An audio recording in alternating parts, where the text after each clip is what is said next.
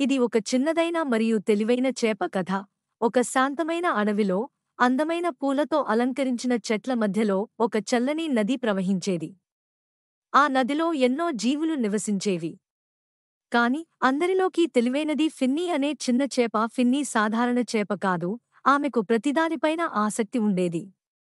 నదిలో ప్రతి మూలను తెలుసుకోవాలని, ఇతర జీవులను చూడాలని, ప్రకృతి ఇచ్చిన చిన్న చిన్న సవాళ్లను పరిష్కరించాలనే ఆవేశం ఉండేది. ఒక సూర్యోదయాన నదిలో ఒక పెద్ద బాంబూ వల కనిపించింది. అది ఊహించదగ్గ ముప్పు. అది మానవులు చేపలను పట్టేందుకు వేసిన వల.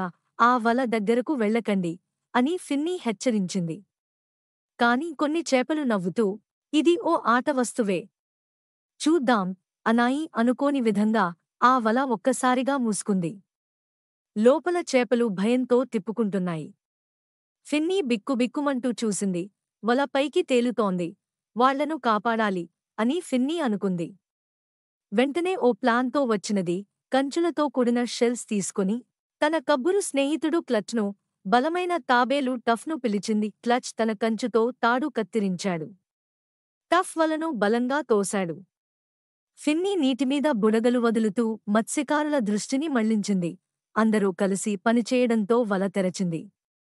లోపల ఉన్న చేపలు బయటకు వచ్చి ఫిన్నీని ఆలింగనం చేశాయి. నీ వల్లే బతికాం అని అన్నాయి. ఆ రోజు నుండి నదీ జీవులు ఫిన్నీ మాట వినటం మొదలుపెట్టారు. తెలివి, దయ, ధైర్యం కలవారే నిజమైన వీరులు అని తెలుసుకున్నారు. ఇలా ఫిన్నీ, చిన్నదైన చేప, తెలివితేటలతో నదికి హీరో అయ్యింది. శక్తితో కాదు, హృదయంతో మార్గనిర్దేశం చేసింది.